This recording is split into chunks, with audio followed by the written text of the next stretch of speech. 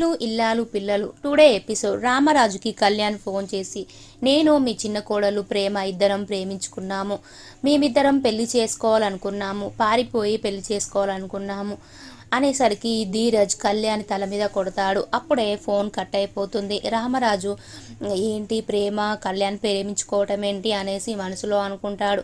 వల్లి ఏమైంది మామయ్య గారు, ఫోన్లో ఏం మాట్లాడాడు అనేసి అడుగుతుంది. అప్పుడు రామరాజు ఏం లేదు, మీరందరూ ఇక్కడి నుంచి వెళ్ళిపోండి అనేసి అంటాడు. అప్పుడు అందరూ వెళ్ళిపోతారు.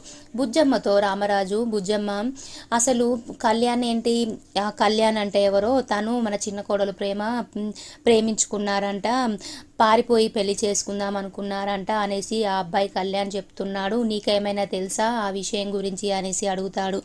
అని మళ్ళీ రామరాజు, అవును ఆ రోజు ప్రేమ ధీరజ్ ప్రేమించి పెళ్లి చేసుకున్నామన్నారు.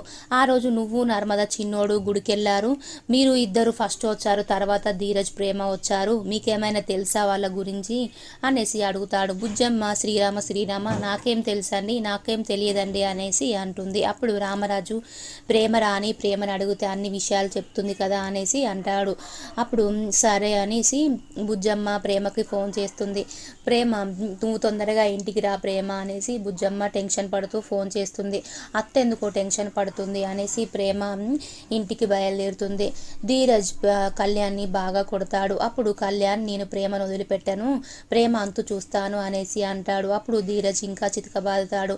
నేను అప్పుడు ప్రేమను మోసం చేసినప్పుడు కొట్టినప్పుడే నీకు బుద్ధి రాలేదు, ప్రేమ ఫొటోస్ కాలేజీలో అందరికీ పంపించి ప్రేమ పరువు తీయాలనుకుంటున్నావా, ప్రేమని ఇంతగానో టార్చర్ పెడతావా అనేసి అంటాడు. నువ్వు బ్లాక్మెయిల్ చేస్తావా ప్రేమని అనేసి ఇంకా చితకబాదుతాడు. అప్పుడు కళ్యాణ్, నేను ఆల్రెడీ మీ నాన్నకి చెప్పేశాను, నేను మీ చిన్న కోడలు ప్రేమించుకున్నామని, ఆల్రెడీ మేము పారిపోయి పెళ్లి చేసుకుందాం అనుకున్నామని కూడా చెప్పాననేసరికి ధీరజు షాక్ అయిపోయి చాలా టెన్షన్గా ఉంటాడు. నాన్నకి ఎందుకు చెప్పావా అని ఆ కళ్యాణి చితకబాది ధీరజ్ ఇంటికి వెళ్తాడు.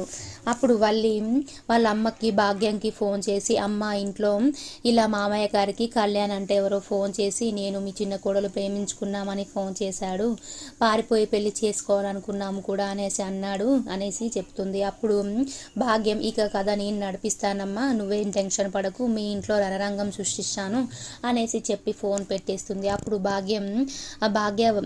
భాగ్యం విష్పకి అలాగే భద్రావతికి ఫోన్ చేసి, మీరు మా ఇంటికి రాండి, మీకు ఒక ముఖ్యమైన విషయం చెప్పాలనేసి ఫోన్ చేస్తుంది.